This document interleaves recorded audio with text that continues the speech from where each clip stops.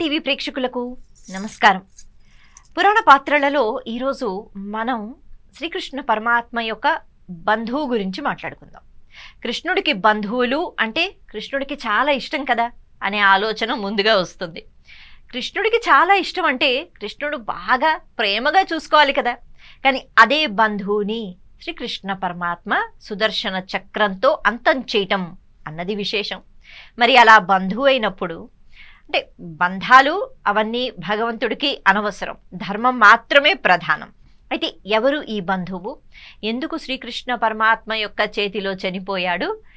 ఈరోజు మనం ఆ వ్యక్తి గురించి మాట్లాడుకుందాం. అతడే శిశుపాలుడు. శిశుపాలుడు అంటే శ్రీకృష్ణ పరమాత్మ యొక్క బంధువు అని చెప్తారు. అంటే శ్రీకృష్ణుని యొక్క మేనత్త కుమారుడు అన్నమాట. దీనికి సంబంధించి ఒక కథ మనకి వినిపిస్తూ ఉంటుంది. అంటే ఎవరు ఈ శిశుపాలుడు అని. ఆయన పుట్టినప్పుడే చాలా వికారంగా పుట్టాట. చేది వంశానికి సంబంధించిన రాజు యొక్క కుమారుడు అనమాట. మహారాజు యొక్క భార్య మహారాణి శ్రీకృష్ణ పరమాత్మకు మేనత్త వరస అవుతుంది అని అంటారు. అయితే ఇప్పుడు ఈ పిల్లాడు పుట్టిన తర్వాత విచిత్రంగా 4 చేతులు అలాగే 3 కాళ్ళు, మరి అవి అందంగా ఉన్నట్టుగా కాదు. విశ్వరూప దర్శనం చేసినప్పుడు శ్రీ మహావిష్ణువుకి బోళ్ళని చేతులు ఉంటాయి, కాకపోతే ఆ అందం వేరు కదా. ఇక్కడ చాలా వికారంగా, అలాగే కళ్ళు ముక్కు భయంకరంగా అలా జన్మిస్తాట ఆ శిశువు. అయితే అలా జన్మించిన వెంటనే ఎక్కడుంది దోషము? మరి ఇంత వికారంగా ఉంటే ఎవరైనా ఎత్తుకోవడానికి చూడటానికి కూడా భయపడిపోయేవారు. ఆ సమయంలో మహారాజు మహారాణి బాధపడుతూ ఉంటే అశరీరవాణి అంటే ఆకాశవాణి అని మనం అంటుంటాం కదా, అలాగా ఒక ధ్వని వినిపించింది.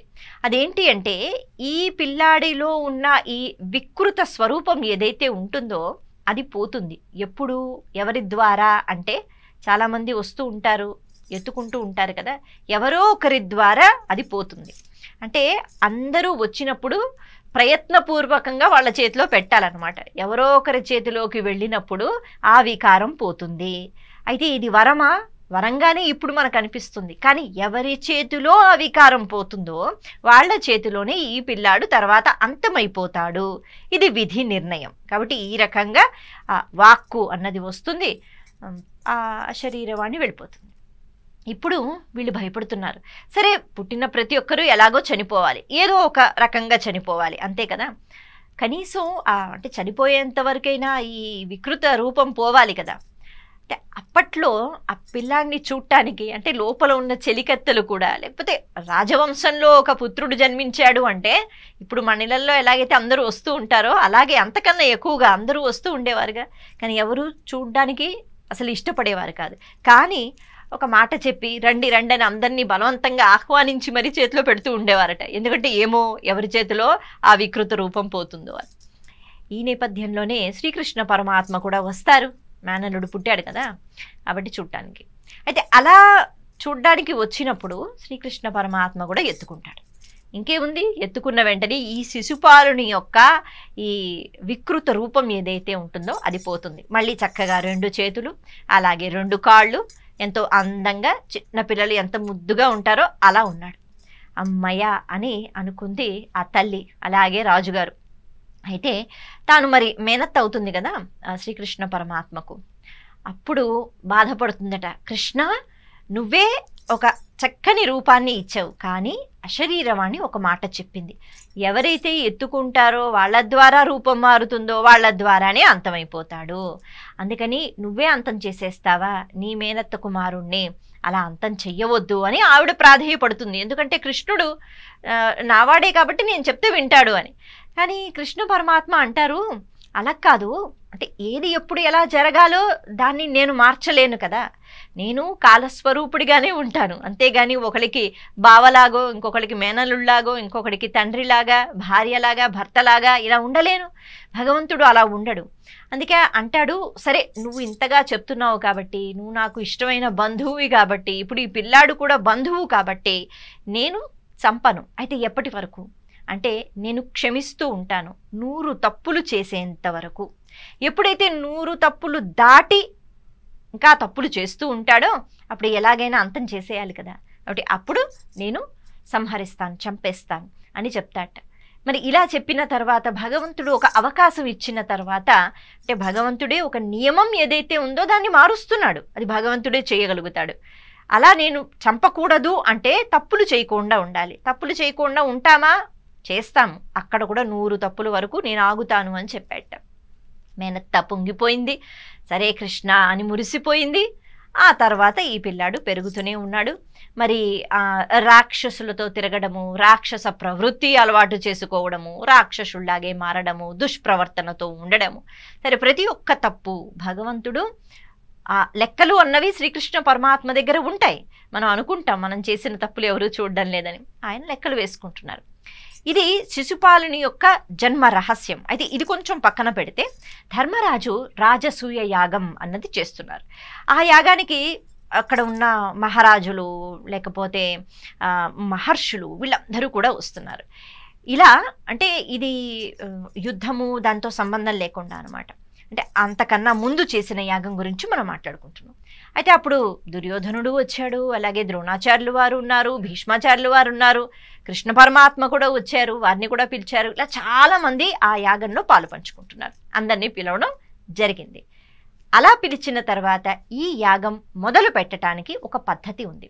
భీష్మాచార్యులు వారు తాతగారు కదా, వారు దగ్గరుండి ధర్మరాజుతో ఈ యాగం చేయిస్తూ చెప్తున్నారన్నమాట, ఎలా చెయ్యాలి ఏం చెయ్యాలి అని. ఇప్పుడు ముందుగా అర్ఘ్యం అన్నది ఇవ్వాలి. అంటే అర్ఘ్యం అంటే నీళ్లు విడిచిపెట్టడం. అయితే అక్కడ ఆ రాజసూయ యాగంలో ఒక మహానుభావుడు ఎవరైతే ఉంటారంటే అర్ఘ్యం ఎవరెవరికి ఇవ్వాలి, అందులోనూ అంతమంది ఉన్నారు కాబట్టి ప్రథమంగా ఎవరికి ఇవ్వాలి, వాళ్ళకి పెద్దపీట వేసినట్టు. ఇది ఒక చిన్న ఆలోచన. అంటే ధర్మరాజు సొంత నిర్ణయం తీసుకోకుండా భీష్మాచార్యుల వారి దగ్గరికి వెళ్ళి, తాత మరి ఈ అర్ఘ్యం అన్నది అంటే మొట్టమొదటి అర్ఘ్యం అన్నది ఎవరికి ఇవ్వాలి, ఎవరికి ఇస్తారో వాళ్ళని కొంచెం పై స్థాయిలో కూర్చోబెట్టినట్టు అర్థం అనమాట. వెంటనే భీష్మాచార్యులు వారు అంటారు, ఇంకెవరికి ఇవ్వాలి, శ్రీకృష్ణ పరమాత్మకే కదా, సాధారణంగా ఎవరెవరికి ఇస్తుంటారు ఈ అర్ఘ్యాలు అని ఆయన చెప్తున్నారనమాట. ఒకటి ఋత్విజుడు, ఇంకొకటి ఆచార్యుడు, అలాగే ఇంకొకటి ఎవరైనా బంధువు అయితే, లేకపోతే ఒక పెద్ద మహారాజు గారు వస్తే వాళ్ళకి, లేకపోతే బాగా విద్యా సంపన్నులు, అస్త్రాలు శస్త్రాలు విద్యలు ఎవరికైతే బాగా వస్తాయో వాళ్ళకి. ఇలా కొన్ని పద్ధతులు అంటే వీళ్ళకి అర్ఘ్యాలు ఇవ్వవచ్చు. అయితే ఇక్కడ కృష్ణ పరమాత్మ ఆయనలో అందరూ ఉన్నారుగా, ఆయనలోనే ఋత్విజుడు ఉన్నాడు. అంటే ఆయన యజ్ఞకర్త, యజ్ఞభోక్త, ఆయనే యజ్ఞం చేసేవాడు, ఆయనే సమస్త వేదాలకు సారం. ఈ జ్ఞానం భీష్మాచార్యుల వారికి ఉంది, అందరికీ లేదు. కాబట్టి ఆయన చెప్తున్నారు, శ్రీకృష్ణ పరమాత్మ అంటే శ్రీ మహావిష్ణువే, అది ఆయనకి తెలుసు. అందుకే శ్రీకృష్ణుడిని ఆయన ఎప్పుడు అలాగే చూశారు. అంటే ఈయన అంతటా నిండి ఉన్నాడు, వేదములు తెలిసినవాడు, అన్ని విషయాలు తెలిసినవాడు. కాబట్టి ఒక ఋత్విజుడు అంటే ఆ రకంగా వస్తాడు. ఇక ఆచార్యుడు, ఆయన జగత్తుకే ఆచార్యుడు. అంటే అప్పటికి ఇంకా భగవద్గీత చెప్పలేదు, కానీ ఆయన జగత్తునే శాసించేవాడు. ఏది ఎప్పుడు ఎలా జరగాలో ఆ నియంత్రణ అన్నది ఆయన ఆధ్వర్యంలో అది జరుగుతూ ఉంటుంది. కాబట్టి ఆయన ఆచార్యుడు. అలాగే ఆయన మనకి బంధువా, బంధువు కన్నా చాలా ఎక్కువ. ఇక మహారాజు అంటే రాజులకే ఆయన రాజు అని ఈ రకంగా అన్నీ చెప్తూ అన్ని స్థానాలలో ఉన్న ఏకైక వ్యక్తి శ్రీకృష్ణ పరమాత్మ. ఇక ఆయన గురించి చెప్పడం మొదలుపెట్టారట. ఆయన గురించి మనం మాట్లాడుకోవాలి అంటే ఎంతసేపు మాట్లాడుకోవాలి, ఎంత చెప్పినా తక్కువే. కాబట్టి అలా చెప్పి కృష్ణుడికే ఇవ్వాలి. అవును కదా, కృష్ణుడికే ఇవ్వాలి కదా అని అందరూ అనుకున్నారు. కృష్ణుడికే మొట్టమొదటి అర్ఘ్యం అన్నది ఇస్తున్నాం, పెద్దపీట వేస్తున్నాం. అలా చెప్పిన వెంటనే అక్కడ ఊరుకుంటారా ఎవరు అంటే ముఖ్యంగా దుర్యోధనుడు వచ్చాడు. అయితే ఈ శిశుపాలుడు కూడా ఉన్నాడు. అక్కడ ఉంటూ ఆ సభలో సరే ఏది ఎలా జరుగుతుందో పెద్దలు ఉన్నారు, వాళ్ళు నిర్ణయం చేశారు కాబట్టి అది అలాగే జరగాలి అని ఎక్కువగా మాట్లాడకుండా అణుకువతో ఉండవలసిన పరిస్థితిలో ఆయన లేచి అనవసరంగా మాట్లాడుతున్నాడు. అంటే భగవంతుడు మనకి ఏ లక్షణాలైతే ఇస్తాడో వాటిని దుర్వినియోగం చేసుకుంటూ ఉంటాం. శిశుపాలుడికి అసలు అందమైన రూపము, అంటే అంత అందంగా ఉంటాడని కాదు, కానీ వికృత రూపం నుంచి బయట పెట్టిందే శ్రీకృష్ణ పరమాత్మ. ఆయన ఆ అవయవాలు అలా ఉంటూ, లేకపోతే 4 చేతులు 3 కాళ్ళతో ఎంత ఇబ్బంది, అవన్నీ పోగొట్టి ఒక రూపాన్ని ఇచ్చింది కృష్ణ పరమాత్మ. అటువంటి కృష్ణుడిపై ఎంత భక్తితో ఉండాలి, ఎంత కృతజ్ఞతతో ఉండాలి. కానీ ఎప్పుడు ఎలా యుద్ధం చేద్దామా అని. ఇంకా చెప్పాలి అంటే రుక్మిణిని శిశుపాలుడు వివాహం చేసుకోవాలి అని అనుకుంటాడు. అలాగే రుక్మిణి యొక్క తండ్రి కూడా శిశుపాలుడికి ఇచ్చే వివాహం చెయ్యాలి అని అనుకుంటారు. ఆ కథ పూర్తిగా వేరు, మనకి తెలుసు. రుక్మిణి కళ్యాణం ఎలా జరుగుతుంది? రుక్మిణికి నచ్చక ఆవిడ సందేశం పంపిస్తే శ్రీకృష్ణ పరమాత్మకు, కృష్ణ నేను నిన్ను తప్పితే ఎవరిని వివాహం చేసుకోను అంటే కృష్ణ పరమాత్మ వచ్చి రుక్మిణీదేవిని తీసుకుని వెళ్ళిపోతే మార్గమధ్యంలో ఈ రాజులతో యుద్ధం జరిగినప్పుడు శిశుపాలుడిని కూడా ఓడించి రుక్మిణిని తీసుకుని వెళ్ళి అక్కడ ద్వారకలో వివాహం చేసుకుంటారు. కాబట్టి ఆ కోపం కూడా ఉందన్నమాట. అలా ఇప్పుడు సమయం వచ్చింది కాబట్టి లేచి నించుని నచ్చినట్టు మాట్లాడుతున్నట్ట. అసలు మీకు ఏమైనా ఆలోచన ఉందా? ఇక్కడ ఇంతమంది వచ్చారు, మమ్మల్ని అందరినీ పక్కన పెట్టేసి కృష్ణ పరమాత్మకు మీరు పెద్దపీట వేయటం ఏమిటి? అంటే మేము అందుకా వచ్చాము, ఇన్ని అవమానాలు మేము పడాలా, అందుకా పిలిచారు అని మాట్లాడడం మొదలుపెట్టాడట. ఇక్కడ ద్రోణాచార్యులు ఉన్నారు, ఆయన ఆచార్యులు. ఆయన కన్నా మించిన ఆచార్యులు ఉన్నారా? లేదు. ఇక్కడ వేదవ్యాసులు ఉన్నారు, మనకి 18 పురాణాలను అందించిన వేదవ్యాసులు ఉన్నారు. ఆయన కంటే ఋత్విజుడా శ్రీకృష్ణ పరమాత్మ? కాదు కదా. ఇక యోధుడు, అస్త్రాలు శస్త్రాలు తెలిసినవాడు అంటే అశ్వత్థామ ఉన్నాడుగా. ఇక మహారాజు అంటే దుర్యోధనుడు కన్నా మహారాజు ఎవరున్నారు? ఏది చూపించండి నాకు అంటూ ఇంతమంది ఇలా ఉంటుండగా కృష్ణుడు ఎవరు? ఆయన రాజా? కాదు. ఆయన ఋత్విజుడా? కాదు. ఆయన గురువా? ఎవరికి నేర్పిస్తున్నాడు విద్య చెప్పండి అంటూ ఆయన వాదించడం మొదలుపెట్టాడు. సరే, భీష్మాచార్యుల వారు వెంటనే ఆపుతూ అంటున్నారట, శిశుపాల, ఎప్పుడు ఎక్కడ ఎలా మాట్లాడాలో నీకు తెలియదు, అనవసరంగా మాట్లాడవద్దు, అనవసరంగా నువ్వు దూరవద్దు, పెద్దవాడిని నేను చెప్తున్నాను, కాబట్టి ఇలా చేస్తేనే మంచిది. అందుకే శ్రీకృష్ణ పరమాత్మకు మించిన వ్యక్తి లేడు, ఆయనకే అర్ఘ్యం ఇవ్వాలి. కానీ వింటాడా? రాక్షసత్వం అన్నది ఉన్నప్పుడు అనవసరంగా వాదనలు వస్తూ ఉంటాయి. ఈ రకంగా మాట్లాడుతూ అసలు ఇంతమంది ఉన్నాం, అందరినీ అవమానపరుస్తున్నారు, అనవసరంగా మేము ఈ యాగానికి వచ్చాం, ఇప్పుడు మేము కోపంతో వెళ్ళిపోతే మీరు చేసిన ఈ యాగం దీనికి ఫలితం వస్తుందా? ఒకసారి ఆలోచించండి అంటూ నచ్చినట్టు మాట్లాడుతున్నాడు. ఎన్ని మాట్లాడుతున్నా ఆ సమయంలోనే అని కాదు, ఇదివరకు ఎన్ని తప్పు పనులు చేసినా కృష్ణుడు అలాగా లెక్కలు పెడుతూ కూర్చున్నాడనమాట. ఓహో అని. అయితే కృష్ణుడు కూడా లేచి మాట్లాడతాడు, శిశుపాల, నువ్వు ఇలా మాట్లాడకు, నువ్వు ఇదివరకు ఎన్ని అనర్థాలు నువ్వు చేయించావు లేకపోతే చేశావు అంటే చాలామంది రాక్షసుల్ని అలాగా వేరే వేరే రాజ్యాలకు పంపించటం, తాను కూడా అకారణంగా రాజ్యాలను ఆక్రమించుకోవడం, ఇలా శిశుపాలుడు ఎన్ని తప్పులు చేశాడో కృష్ణుడికి తెలుసు. అంటే కృష్ణుడు ఇన్ని మాటలు చెప్తున్నాడు. ఎందుకు చెప్తున్నాడు? మరొక అవకాశం ఇస్తున్నాడు. మళ్ళీ నీకు నేను అవకాశం ఇస్తున్నాను, జాగ్రత్తగా ఉండు, నచ్చినట్టు ప్రవర్తించకు అని. వినలేదు శిశుపాలుడు అలా మాట్లాడుతున్నాడు కాబట్టి ఇప్పుడు దుర్యోధనుడు కూడా మాట్లాడుతున్నట్ట. అవును, మరి నేనున్నాను కదా, నా అంతటి రాజు ఎవరైనా ఉన్నారా అంటూ. అశ్వత్థామ కూడా ఆయనకున్న అస్త్రాలు శస్త్రాలు ఎవరికి తెలియదు అన్నట్టుగా వీళ్ళు అనుకుంటున్నారు. కానీ వీళ్ళందరికన్నా ఈ అస్త్ర ప్రయోగంలో కానీ శస్త్ర ప్రయోగంలోనే కానీ అర్జునుడు ఉన్నాడు కదా. అంటే అహంకారం ఉన్నప్పుడు మన స్థాయి మనకి కనిపిస్తుందే కానీ అవతల వాళ్ళ స్థాయి ఎంత ఉంది అని లెక్క వేసే ఆలోచన మనకి రాదు. వాళ్ళందరూ ఆ స్థాయిలో ఉన్నారు కాబట్టి అలా చెప్తూనే ఉన్నారు. పైగా మరి ఇన్ని మాటలు ఎవరు చెప్తున్నారు? ఎవరి మాటలు నువ్వు వింటున్నావు ధర్మరాజా? భీష్ముడి మాటలా? ఆయనకి అసలు ఏమి చేతనవుతుంది, ఏమీ చేత కాదు అంటూ మళ్ళీ భీష్మాచార్యులు అని తిట్టడం మొదలుపెట్టారు. ధర్మరాజు ఊరుకుంటాడా? ఆయన మళ్ళీ చెప్తున్నట్ట, లేదు, తాతగారికి తెలిసినంత ధర్మం ఎవరికీ తెలియదు. ఈ వాదనలే జరుగుతున్నాయి. రాజసూయ యాగం ఎప్పుడు మొదలవ్వాలి, ఎప్పుడు అయిపోవాలి? యాగం జరగాలి కదా అనుకున్న తర్వాత. సరే, ఇప్పుడు శిశుపాలుడికి బాగా కోపం వచ్చింది. మేమందరం యుద్ధం చేస్తాం అని పాండవుల మీదకి వస్తున్నారట. మేము యుద్ధం చేస్తాం, నిజంగా మీకు బలం ఉంటే మమ్మల్ని గెలవండి, ఒకవేళ మేమే గెలిస్తే ఖచ్చితంగా మాకే మొదటి అర్ఘ్యం అన్నది ఇవ్వాలి. ఏమైపోతుంది? అలాగ కూర్చుని ఉంటే పిలిచారు ఆ యాగానికి, వచ్చి కూర్చుని యాగం చూసేసి చక్కగా ప్రసాదం స్వీకరించి కానుకలేవో ఇస్తారు, అవి స్వీకరించి వెళ్ళిపోవాలి అని అలా కాకుండా నచ్చినట్టుగా ప్రవర్తించడం మొదలుపెట్టాడు. అన్నీ చూస్తున్నాడు కృష్ణ పరమాత్మ. చెప్పి చూశాడు, లాభం లేదు. సరే, ఇప్పుడు ఇది ఒక పెద్ద యుద్ధం జరిగిపోవాలి, అక్కడక్కడే వాళ్ళు కొట్టుకోవాలి అనేంతవరకు వచ్చింది.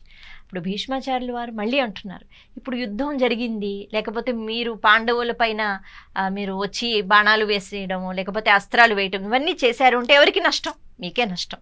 ఎందుకు అంటే ఇక్కడ అందరూ పరాక్రమవంతులు ఉన్నారు, అలాగే ఇక్కడ ఎవరున్నారు? శ్రీకృష్ణ పరమాత్మ ఉన్నారు, ఆయన తలుచుకుంటే అంటూ భాగవతంలో మనకి శ్రీకృష్ణ పరమాత్మ యొక్క అంటే చిన్నతనంలో చేసిన లీలలు ఏవైతే ఉంటాయి, అంటే ఒకళ్ళ గురించి చెప్పాలంటే తెలుసా మీకు ఈ వ్యక్తి ఏమిటో అని ఆ వ్యక్తి గురించి మనం చెప్తూ ఉంటాం కదా, గతంలో ఇది ఇది ఇది ఇలా చేశాడు కాబట్టి జాగ్రత్తగా ఉండండి, కాబట్టి ఇలా మీరు మాట్లాడాలని మనం ఏ రకంగా అయితే ఉదాహరణలు ఇస్తూ ఉంటామో అలా భీష్మాచార్యుల వారు ఒక్కసారి అంటే భాగవతం గుర్తు వచ్చేటట్టుగా ఆయన చెప్తున్నట్ట, కృష్ణుడు అంటే ఎవరు, ఆయన చేసిన అద్భుతమైన లీలలు ఏమైనా మీకు గుర్తున్నాయా? నేను చెప్తాను అని కొన్ని గురించి చెప్తున్నారు.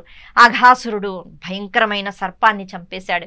గోవర్ధనగిరి 1 కాదు 2 కాదు 7 రోజులు 7 రాత్రులు 7 పగలు గోవర్ధనగిరిని అలా ఎత్తి ఉంచాడు. అలాగే ధేనుకాసురుడు అని ధేనువు రూపంలో ఒక అసురుడు వస్తే చాలా సులభంగా చంపేశాడు. అంతే కదా, చిన్ని కృష్ణుడు ఎన్నో మాయలు చేసి ఇలా చెప్తూ ఉంటే ఇవన్నీ విన్న తర్వాత అంటే అక్కడున్న వాళ్ళకి కూడా తెలియాలి కృష్ణ పరమాత్మ యొక్క పరాక్రమం గురించి. అందుకే ఈయనకి మించిన వాడు లేడు అని చెప్పే ప్రయత్నం చేస్తున్నారు భీష్మాచార్యులు వారు. ఇవన్నీ విన్న తర్వాత అయినా బుద్ధి రావాలి కదా. శిశుపాలుడు మళ్ళీ మొదలుపెట్టాట. ఏం చేశాడు? ఒక కొండ ఎత్తాడా, అది ఒక పుట్టతో సమానము, పుట్టని ఎత్తినవాడు కూడా పరమాత్ముడైపోతాడా? ధేనువుని చంపాడా, గోహత్య మహాపాపం కదా. సరే ఒక పాముని చంపాడా, పాముని చంపితే పరాక్రమవంతుడా? మేము యుద్ధాలకు వెళ్ళినప్పుడు భయంకరమైన రాక్షసుల్ని కూడా ఓడిస్తూ ఉంటాం. ఒక పాము అంటే ఆ పాము ఎంత భయంకరమైందో తెలిసింది కాదా? తెలుసు, కాకపోతే అలా అవమానంగా మాట్లాడా. ఒక పాముని చంపితే దేవుడైపోతాడా? ఒక ధేనువుని చంపి గోహత్యా పాపం చుట్టుకున్నాడు, అలాగే ఒక పుట్టనెత్తాడు, అదేం పెద్ద కొండ కాదుగా అని అంటాం. మరి యశోదమ్మ రోటికి కట్టేసినప్పుడు అలా ముందుకొచ్చి 2 పెద్ద వృక్షాలను పడేస్తాడు కదా. మరి ఆ లీల గురించి కూడా మాట్లాడుతున్నప్పుడు అవి పెద్ద వృక్షాలా లేకపోతే జిల్లేడు మొక్కలా అంటూ ఇలా అపహాస్యం చేస్తూ చాలా అవమానించినట్టుగా మాట్లాడుతుంటాడు. ఒక లీల చెప్పుకున్నప్పుడు భగవంతుని యొక్క కారుణ్యము, భగవంతుని యొక్క శక్తి పోల్చుకోగలగాలి. భగవంతుడి కోసం కాదు, మన కోసం, మన స్థాయి ఏమిటి, భగవంతుని స్థాయి ఏమిటి తెలుసుకోగలగాలి. ఇన్ని లీలలు చెప్పినా అవన్నీ కొట్టిపారేస్తూ ఇలా చేశాడా ఇలా చేశాడా, ఇది కూడా గొప్ప పనేనా అని అంటూ మొదలుపెట్టాట. ఇంకా ఎక్కడ అసలు యుద్ధం జరిగేదెప్పుడు? అదంతా అయిపోయిన తర్వాత రాజసూయ యాగం జరిగేదెప్పుడు? కృష్ణుడు లెక్కపెట్టి ఇక 100 తప్పులు అంటే ఆ సమయంలోనే కాదు, ఇది వరకు కూడా చేసిన తప్పులున్నాయిగా, అవన్నీ చాలా జాగ్రత్తగా లెక్క పెట్టుకున్నాడు. అయిపోయింది. ఇక శిశుపాలుడు భూమి మీద ఉండకూడదు, ఉంటే అంతే, ధర్మం అన్నది ఉండదు, అర్థమైపోయింది. అక్కడే ఆ రాజసూయ యాగంలోనే 100 తప్పులు ఎప్పుడైతే దాటిపోయి ఆయన ప్రవర్తించటం మొదలుపెట్టాడో అప్పుడు ఇదే సమయం అని చెప్పి శ్రీకృష్ణ పరమాత్మ తన సుదర్శన చక్రాన్ని తీసి విడిచిపెట్టాడు. అయితే అలా ఏదో మాట్లాడుతుంటే విడిచిపెట్టాం అన్నది కాదు, నాతో యుద్ధం చెయ్యండి, నన్ను గెలవండి అని ఊరికే పాండవుల పైన శ్రీకృష్ణ పరమాత్మ పైన ఇంకా రావడము. అక్కడ జరుగుతున్నది యాగం, ఒక మంచి పని. యజ్ఞము అంటే లోక కళ్యాణం కోసం చేస్తారు. అటువంటి మంచి యాగం జరుగుతున్నప్పుడు నాతో యుద్ధం చెయ్యండి, నా బలం ఏంటో చూడండి అంటే అయిపోయిందిగా. కాబట్టి అటువంటి సమయంలో సుదర్శన చక్రాన్ని విడిచిపెట్టి అయిపోయింది. శిశుపాలుడు చనిపోతాడు శ్రీకృష్ణ పరమాత్మ చేతుల్లో. అలా శిశుపాలుని యొక్క మరణము అన్నది ఎక్కడ జరిగింది అంటే రాజసూయ యాగం జరుగుతున్నప్పుడు. ఈ యాగం మొదలైన దగ్గర నుంచి శిశుపాలుని యొక్క అంతం వరకు నేర్చుకోవాల్సిన విషయాలు చాలా ఉంటాయి. ఎలాంటి ప్రవర్తనతో ఉండాలి, భగవంతుడిని ఎలా పోల్చుకోగలగాలి, భగవంతుడు ఎన్ని అవకాశాలు ఇస్తూ ఉంటాడు, నోరు ఉంది కదా అని నచ్చినట్టు మాట్లాడకూడదు, బలం ఎక్కడ ఉపయోగించాలి, ఎక్కడ మనం తగ్గాలి, ఎక్కడ వినయంతో ఉండాలి, ఇవన్నీ విషయాలు మనం ఈ కథ ద్వారా నేర్చుకోవచ్చు. కాబట్టి పురాణ పాత్రలలో శిశుపాలుడు కూడా మనకి ఎన్నో విషయాలు నేర్పిస్తాడు. తాను చెడ్డవాడే అయినా కూడా ఇలా ఉండకూడదు, ఇలాగే ఉండాలి అన్న విషయం మనకు అర్థమవుతుంది. ఆ రకంగా ఈరోజు మనం పురాణ పాత్రలలో శిశుపాలుడి గురించి చెప్పుకున్నాము, ఎన్నో విషయాలు తెలుసుకున్నాము. నమస్తే.